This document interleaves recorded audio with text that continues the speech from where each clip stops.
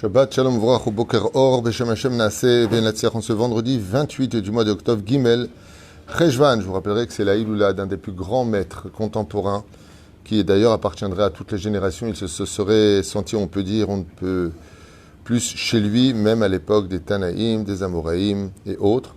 Maran Arav Ovadia Yosef, n'oubliez pas d'allumer une bougie et de faire une Seouda en son nom, Be'ezrat Hashem, que son mérite nous protège. Comme vous le savez tous, l'étude préférée d'Akadosh Baruch Hu, c'est la Halacha, comme c'est marqué dans Brachot, Bedaf Chet Amud Aleph, Be'ezrat Hashem, et on peut dire que si Mashiach n'est pas encore arrivé pour sauver l'humanité, le Rav Ovadia a été le Mashiach de la Halacha pour moi, le monde, Sfarad et autres. Nous avons un shiur ce matin acheté, donc on parlera d'un des sujets importants, pour de la paracha de la semaine.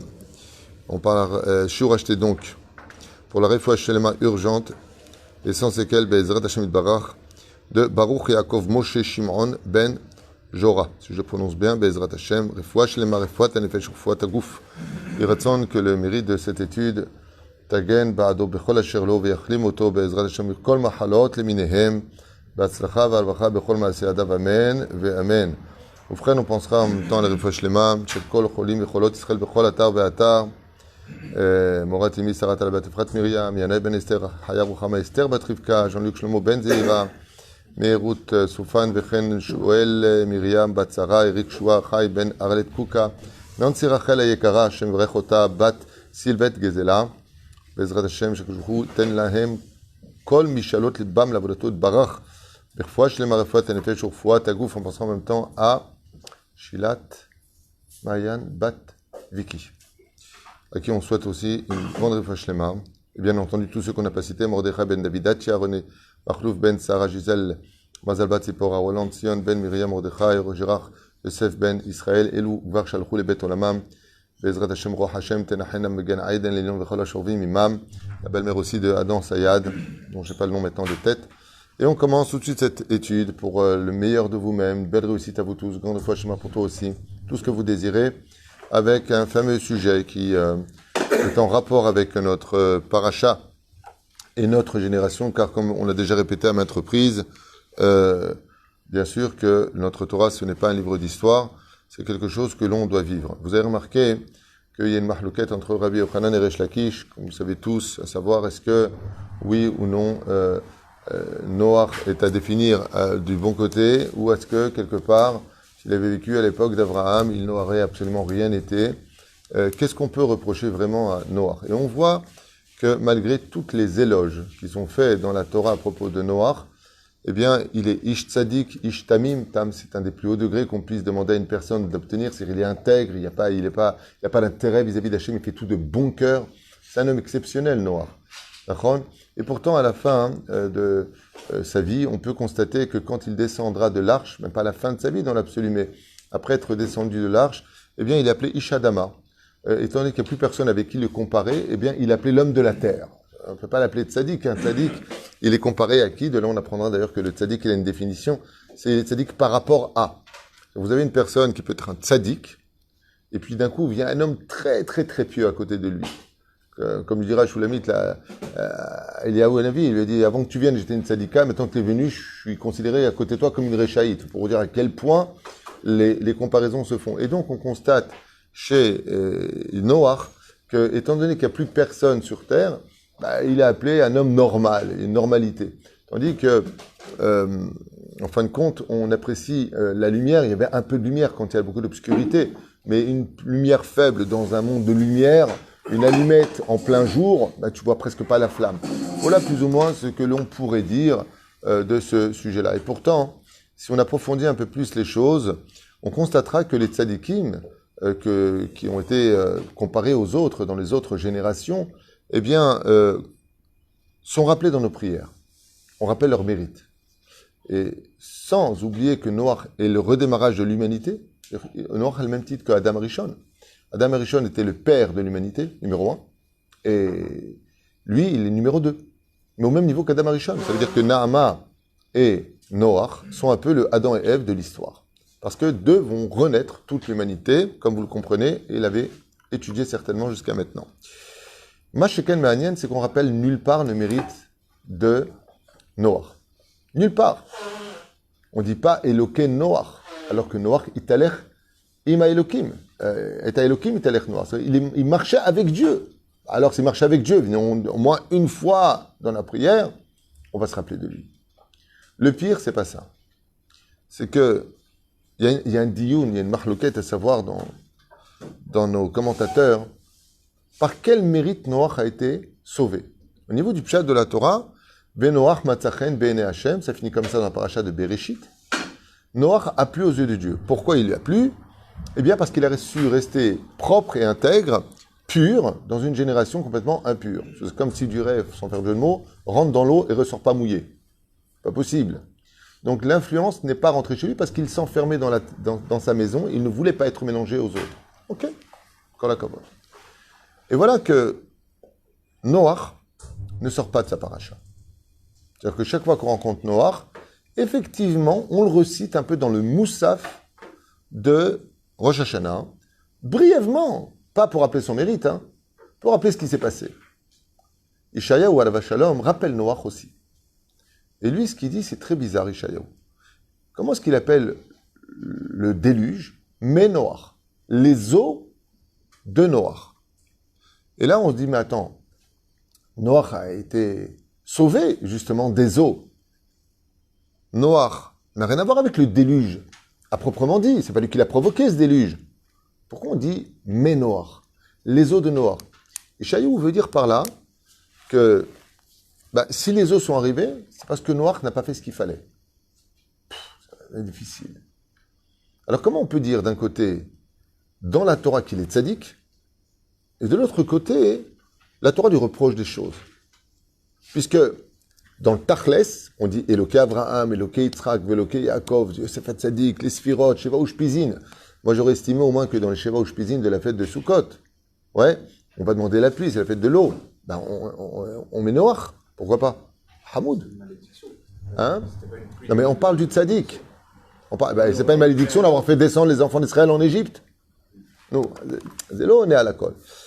La réponse, elle est importante, et on voit dans la Torah des remazim, nous allons voir des allusions qui sont faites dans la Torah sur ce qui pourrait éventuellement être le bgam, c'est-à-dire le défaut chez ce tzaddik. Alors ce qui est très gênant, c'est que quand quelqu'un est presque parfait, pourquoi ne regarder que ce qui ne va pas?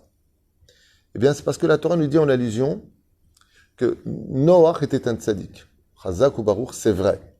Et il a son nom, il a une paracha en son nom. Le salaire est là. Tu ne peux pas le nier.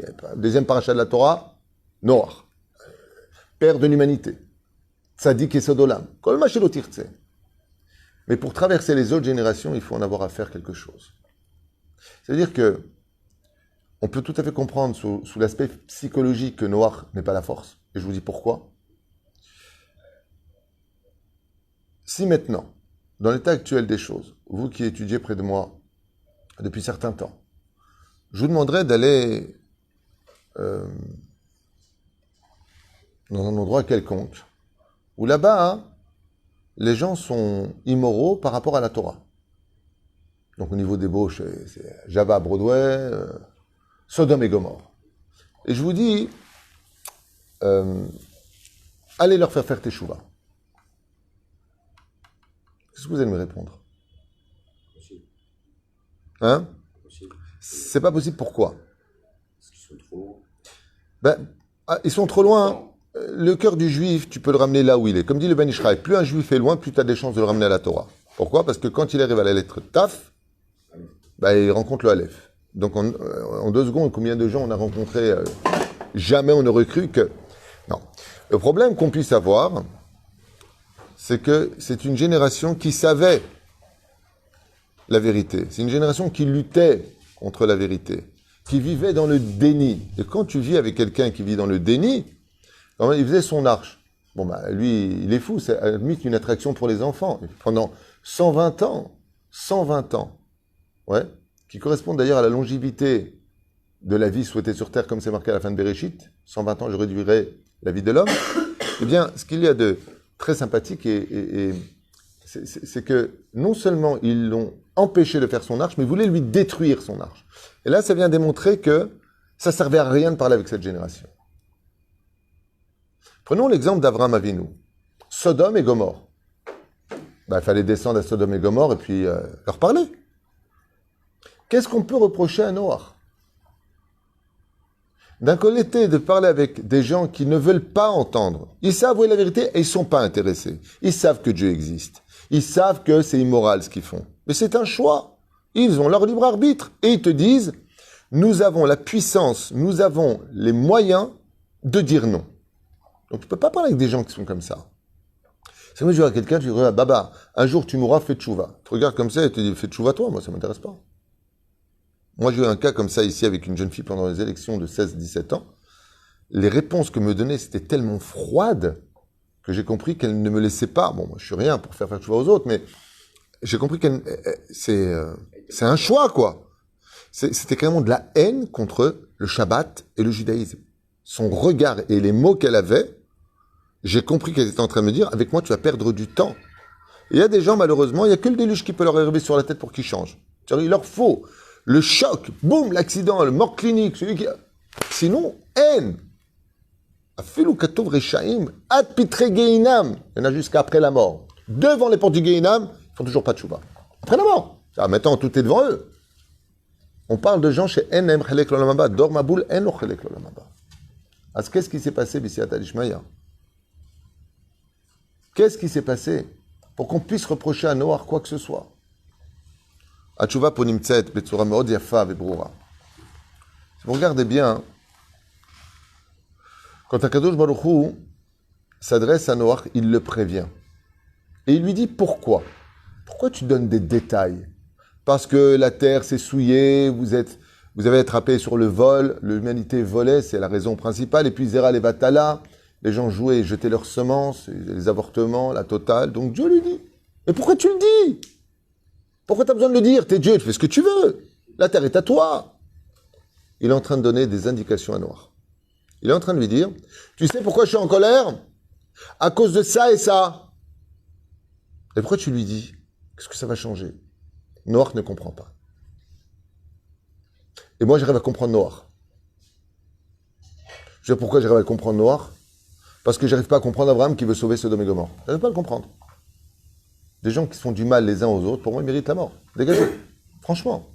Les gens, ils sont mauvais, cruels, les uns avec les autres, machin, un truc chouette. Cette femme-là qui a fait avec cette pauvre Lola de 12 ans ce qu'elle a fait, c'est impardonnable. Il faut arrêter constamment d'avoir défenestré Sarah Halimi. Il faut arrêter les délires. Il n'y a que quand ça arrive à leur maman à eux, à leurs enfants à eux, qui se réveillent. Il y a toujours des circonstances atténuantes. Parce qu'ils ont peur qu'ils brûlent encore 10 000 voitures. Ah, ça fait beaucoup, je trouve. Mais enfin bon. Que justice se fasse, comme on dit. Et la reine, c'est Atadishmeya. Pourquoi Kadosh Baruch Hu, il donne tellement de détails? Tellement de détails. Quand il vient voir Abraham, il lui dit, je vais détruire Sodome et Gomorre. Il explique pourquoi. Pourquoi Abraham, il ne descend pas faire le travail sur place? Comme Yona l'a fait quand il descend à Ninvé. Parle avec eux. Vous savez pourquoi il n'y va pas? Parce qu'il sait que ça ne sert à rien, ils ne vont pas écouter, au contraire. Ils vont pas écouter, au contraire. Si les anges, qui ne sont pas influençables, comme on le voit avec Yaakov qui envoie des anges chez Esav, ils n'ont rien pu faire pour sauver la ville, pour une histoire de sel, parce qu'elle a dit, hey, j'ai des invités, et on n'a pas de sel. Donc elle a prévenu les autres. Eh bien, qu'est-ce qu'on peut constater? Que les anges ont rendu aveugles les habitants de Sodome et Gomorre. Et est-ce que ça a changé quelque chose? La cécité est une chose extrêmement grave. Arriver à Chouf Kemet. Ouais, un aveugle considéré comme mort. Change. Maintenant, tu vois qu'il y a des anges. Arrête tes bêtises. On ne change pas. La génération de Sodome et Gomorre, elle est rien à côté de l'orgueil et le cœur de pierre que possédait l'époque du déluge. Dieu lui-même ne pouvait rien faire si ce n'est que détruire. Il y a des moments dans la vie, écoute, faut casser tout l'immeuble, faut tout recommencer aux fondations des fondations. Qu'est-ce que tu veux chez Noach? Akadosh Baruch Hu lui dit, écoutez bien, un message universel, très d'actualité aujourd'hui en 2022. Il lui dit, je veux que tu me fasses une teva. Je veux que tu me construises un bateau. Combien de temps? Ça va durer 120 ans, le temps de la réflexion. Il lui donne les mesures. Il lui dit, la hauteur doit être de 30 amot, c'est-à-dire 15 mètres de haut. Là, vous habitez, le milieu, les animaux, en bas, les excréments. Il dit par contre la longueur, 300 amot. Donc un bateau qui faisait 150 mètres de long. C'est pas tellement énorme. Et la largeur, 50 amot, 25 mètres. Voilà plus ou moins, c'est pas terrible, hein, 25 mètres de large. Voilà, c'est pas 30 mètres de hauteur, 15 mètres de hauteur. C'est pas machin. Il était petit, quoi, le bateau en réalité. Hein. On pensait qu'au moins 300 mètres minimum, comme les paquebots qu'on a aujourd'hui, quoi. D'accord ? Des choses qui sont beaucoup plus grandes aujourd'hui. De là, vous apprendrez d'ailleurs que la fameuse question qui a fait quoi a fait qui ? Est-ce que c'est la poule qui a fait l'œuf ou est-ce que c'est l'œuf qui a fait la poule ? La réponse est oui, c'est les deux. Quand, à la création du monde d'Adam Arishon, Dieu a créé les poules, et pour Noach, il a rentré des œufs. C'est-à-dire, pour avoir la place, il a rentré des œufs. Donc des œufs chlore le poulet et la poule qui se sont unis à l'extérieur et ont fait par la suite ce que vous savez. Eh bien, voyons un petit peu ce qui se passe. Quand on fait la mesure, on prend la mesure du bateau. Qu'est-ce qu'on a dit au début ? J'ai mis dans cet ordre-là express, pas dans cet ordre-là. D'abord, on parle de 300 amot, après... Mais j'ai fait exprès de le mettre comme ça. Pourquoi ? Parce que Shloshim amot, ça fait combien en lettres hébraïques, en gematria ? Lamed. Essayez de vous réveiller un petit peu. Lamed. Ensuite, les 300, ça fait combien 300 ? Shloshmeot. Shin, Femeot. Donc on a Lamed, Shin. Et 50 dans les mesures. Nun, ça fait quoi comme mot ? Lachon. Dieu lui dit, fabrique une langue. Teva, c'est un mot. Hein ? Teva. C'est un mot, ça fait quoi le mot Teva ? Une lettre. Donc regardez ce qui se passe ici. Dieu lui lance un remez. Il lui dit, pendant 120 ans, tu vas construire une arche. Tu veux les mesures ? Et Noach ne comprend pas. C'est pas qu'il comprend pas, c'est qu'il pense que ça sert à rien non plus. Et là, il fait une erreur. Là, Noach, Chazal disent, là, il a fait une erreur. Il lui dit, fais-moi 30 mètres, 30 amot, 300 amot et 50 amot. Mais qu'est-ce qui manque pour dire le mot lachon ? Le vav. Le vav, c'est quoi ? C'est... Alors, il y a un remez, puisque Noach n'a pas de vav, d'accord ? C'est une allusion sur les 6 jours de la création. Mais c'est pas que ça, le vav. Le vav, ça représente la langue, la vie. Et vous avez remarqué que la lettre vav correspond exactement à la forme de notre langue. Bidiouk. Et Akadosh Baruch Hu lui dit le problème qu'il y a, c'est que la langue est allongée parce qu'il faut faire attention quand tu la mets droite, comme le vav. C'est que pour prier, que pour dire du bonheur, que pour dire des brachot que tu lèves ta langue. Et Noach, on ne le voit pas prier. Pour personne. Donc quand il lui donne les mesures, il n'y a pas la lettre vav. Il y a la shon, bli vav. Omer le Akadosh Baruch Hu, je vais descendre le maboul dans le monde. Et Noach ne réagit pas à cela. Il se prépare. Il est tzaddik. Tzaddik pour lui. Mais qu'est-ce que tu fais pour les autres ? Il va les prévenir. Dieu va détruire un peu l'image de Yona. D'accord ? Quand on prend les lettres du mot maboul, d'accord ? Comment tu écris les lettres du mot maboul ? Mem, bet, yud, vav, autant pour moi parce que j'ai fait un petit, et lamed, maboul. Ça fait un des versets les plus connus sur la force de la langue. Chaim vemavet beyad lachon. La vie et la mort sont dans ta langue. Fais attention à ce que tu sors. En te maudissant les uns les autres, tu peux faire perdre toi une personne, lui souhaitant du mal. Fais attention de la force que peut posséder ta langue. C'est un muscle. Plus tu parles avec, plus elle se renforce.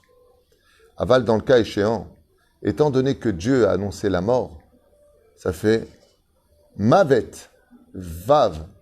Ensuite, donc mavet de maboul, il y a le même. Mavet, vav, maboul, il y a le vav. Vechaim, il y a le bet. Beyad, lamed, lachon. Dans le mot maboul, il y a, fais attention, la mort et la vie sont dans les mains de ta langue. Et Noach ne rentre pas dans ces détails. Dieu lui dit, je vais faire descendre à maboul. C'est pas pour rien d'ailleurs que quand on parle, on sort des poustillons. Faisant allusion, fais attention, avec ta langue, tu peux créer un maboul de lachon hara, de malheur dans ce monde. Ve Noach lo mitpalel. Et c'est pour ça que Avraham Avinu, lui, va prier. Que Moshe Rabbeinu, lui, va prier pour sa génération. Alors il mérite de rentrer. Avraham Avinu va prier pour les générations. Et la reine, il ne sort pas de sa génération. Parce qu'il n'a pas prié pour sa propre génération. Si tu dis que d'aller leur parler, de leur faire tu vois, ça sert à rien, comme cette jeune fille qui m'a fait comprendre, tu n'as aucune chance avec moi. C'est un principe, c'est un choix. Je suis anti-Torah. C'est un choix. À un moment où c'est un choix, il n'y a que le choc émotionnel qui pourra te changer, j'en sais rien. Mais en tout cas, moi, je sais que tu m'as fermé la porte de la négociation, du raisonnement, des réponses que je pouvais te donner. Rien. Clair, net et précis. En plus, avec de la moquerie. Et la moquerie, c'est la pire des clipas qui puisse exister face à une réalité, face à une réaction, face à une remise en question de ta personne. Noach vient nous apprendre cette paracha Gdosha avec ses mesures qui ne sont pas marquées pour nous entre nous. Qu'est-ce qu'on en a fait remarquer 300 amot et 30 mètres? Il y a un remède qui a été fait par Hachem. Hormis le fait kabbalistique et codé qui se cache derrière les mesures qu'on ne peut pas ignorer. Et ici, il se passe quelque chose. Ou d'Afka. On verra qu'il y a deux animaux qui vont être envoyés. Le corbeau, dont le croissement est terrible à entendre. Et puis il y a la colombe, qui est symbole de shalom. Pour te dire que la langue d'un homme, elle peut être comme celle du corbeau, ou elle peut être comme celle de la colombe. La guerre, la sorcellerie, le mal ou la paix. Ce sont les deux choses qui sont envoyées. Et la fin, on voit que d'abord, il a envoyé le corbeau. Faisant Mavet Vechaim. La colombe représente la vie. Imaginez que pendant un mariage, on fait un lancer de corbeau.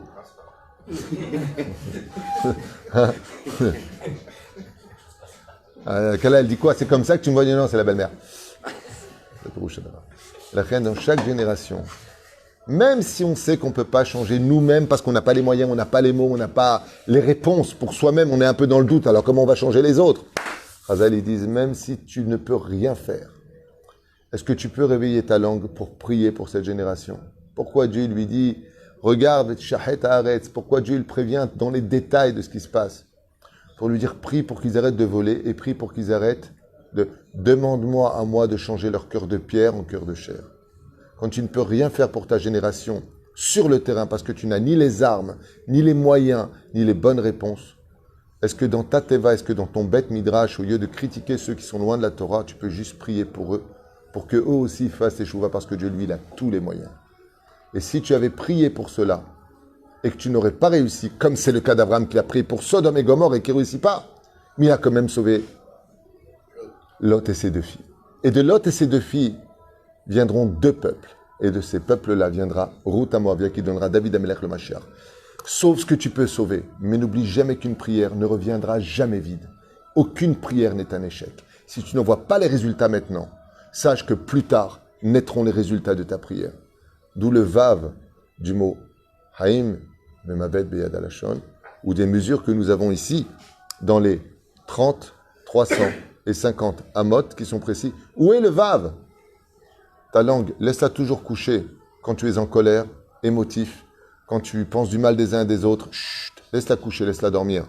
Aval, quand il s'agit de sauver ton peuple ou ta génération, il y a mieux à faire que de la laisser dormir, c'est de la relever. Relève ton vav et prie à Kadosh Baruch Hu, Iratzon, que tout le monde soit Shomer Shabbat, que tout le monde revienne à la raison, que tout le monde mange kasher, que tout le monde puisse faire sa alia dans les meilleures conditions du monde, et que Bezrat Hashem, que vive notre Torah de Chaim Tovim Ushalom. Est-ce que c'est vraiment ce qu'on fait aujourd'hui quand on prie? On prie pour les autres? C'est ce qu'on fait, c'est pour ça que c'est une bonne question, toujours comme d'habitude, cher ami, c'est que si tu regardes bien, toutes nos prières sont au singulier ou au pluriel. Tu sais pourquoi? Parce que la Knesset Agdola nous a éduqués que si tu penses ou pas, de toute façon, comme tu pries au pluriel, quand toi tu dis Elokenu veloké avotenu, alors tu peux dire Elokai, tu parles de toi. Non. Dieu, il inclut automatiquement tout ton peuple à travers ta bouche. Et Yahad Hashem Yudke Bevavke Kol Israël, Beshem Kol Israël, quoi que tu fasses comme mitzvah, Beshem Kol Israël. Shabbat Shalom.